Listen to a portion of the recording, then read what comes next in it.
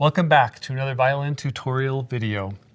In this video, we'll discuss another bow stroke. In this one, it will be staccato. Just to be clear and remind us all, this is staccato as a stroke, not staccato as an articulation. As an articulation, staccato in Italian literally just means separated or detached. But as a stroke, it's something very specific. It's making several cleanly stopped notes all in one bow direction. We might call it actually slurred staccato. So it's a very interesting stroke. It has a very strong connection to Martelé, which we've discussed in a previous video. But the difference is we're doing a lot of very small, tiny accented strokes in one direction. So let's talk about the sound. We want it to have that sense of preparation that we talked about with Martelé, with that preparation of the weight and then the release. But instead of using a big fast bow, we're going to be using now a very tiny quick bow. And then do several in one direction.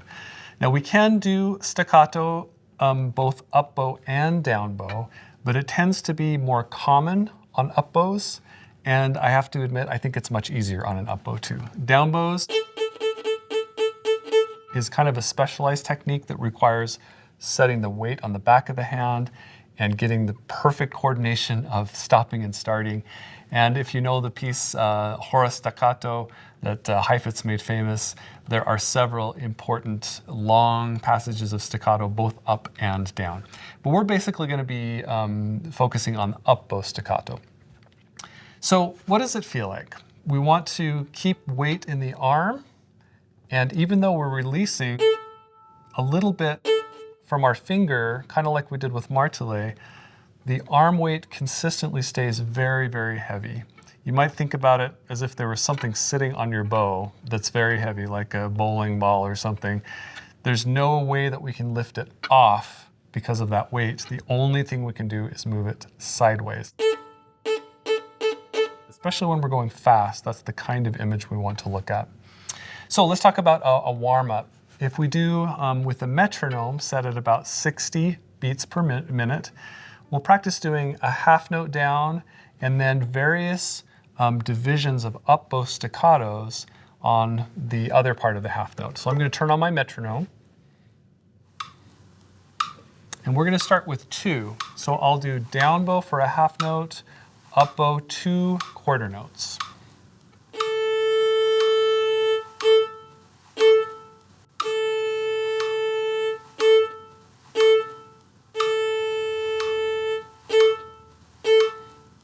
On each of those up bows, I'm really trying to prepare with that Martelé wiggle and then release with lots of energy. Let's try it with a super triplet now. So 3 up bows.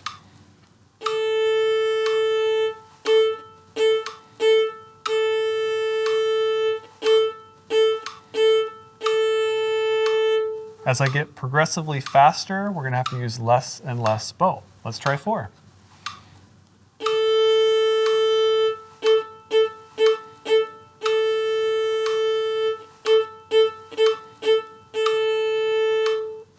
Six.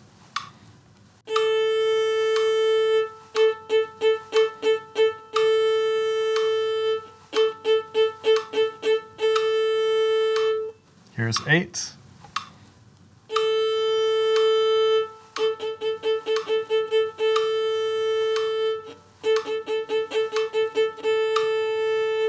Let's try 12.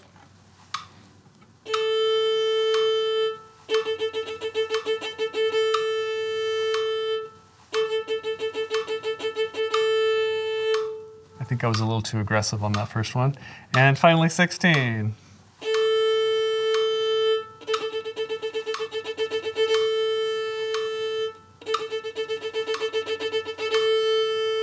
Which I admit is about my limit in terms of speed. There are some who can go faster, and I've had several teachers say that if you can do up bow staccato or you can't. You're just kind of born with it or not. I don't actually believe that. I think we can develop it and work on it and get better at it. So after working with staccato on open strings, if you look in the violin technique book on page 71, There are a few examples that can be helpful to build the staccato with notes. The first is Kreutzer number 4. And I'm going to demonstrate just a few measures of Kreutzer 4 for you.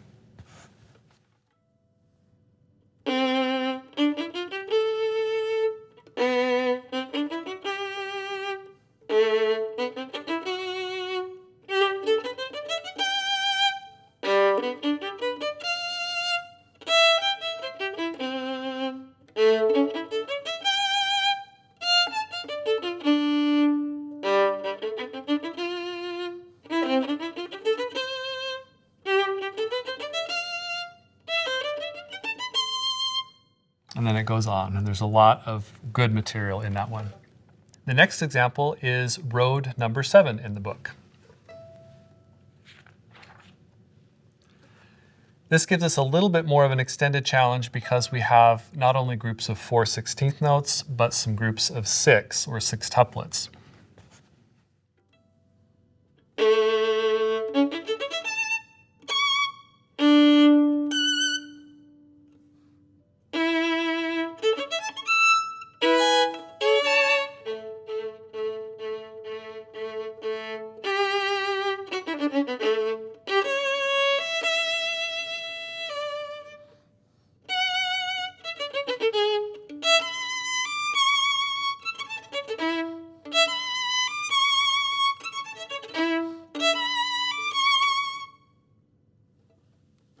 Let's look at some examples in the repertoire.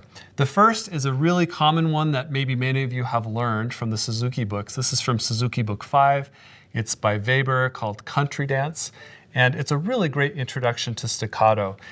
First putting 3 in an upbow, then 4, and then 6, and then 8, and then finally 12 on the last one.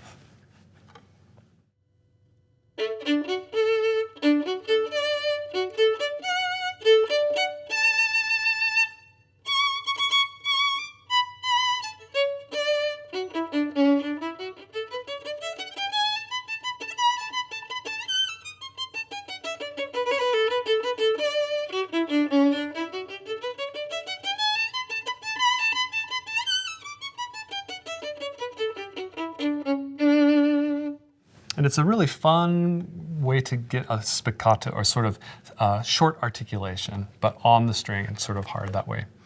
The next one comes from the the Introduction in Rondo Capriccioso by Camille Saint-Saëns. This is in the first section of the Allegro, around measure 88. But it's a very virtuosic and quick, fun moment for Upbow staccato.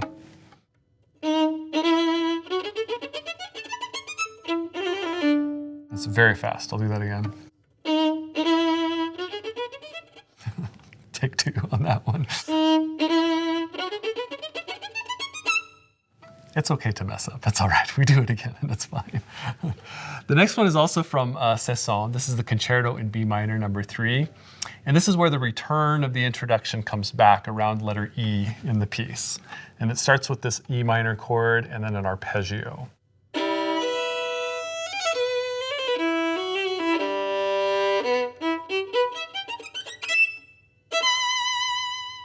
And then it does it in E major.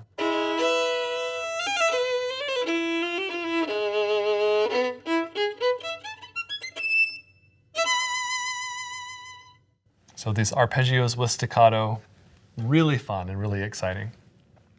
Let's look at one more solo example. This comes from another showpiece by Wieniawski. Wieniawski was, as we know, a Polish violinist, and just like Chopin, who was also Polish, was very proud of his heritage and wrote mazurkas and polonaises, but for solo violin, not just for solo piano.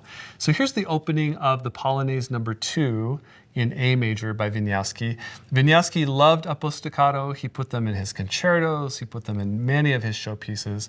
But this is a nice example of just a staccato coming down a scale.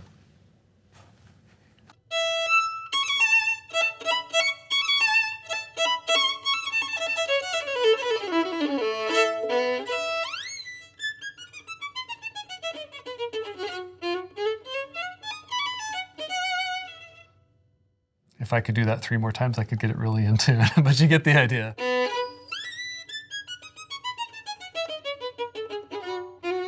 There's a lot of like winky, cute little moments in Wieniawski showpieces. So just in conclusion, Upbow staccato is a stroke that refers to slurred, separated strokes, usually upbow, and mostly found in virtuosic solo pieces. It's a technique connected to Martelé, and the attack comes straight from the Martelé technique of preparation and release. And in our next video, we'll explore some other strokes that have a little bit of connection. We might call them a cousin to the staccato stroke. Thanks for joining me, and we'll see you next time.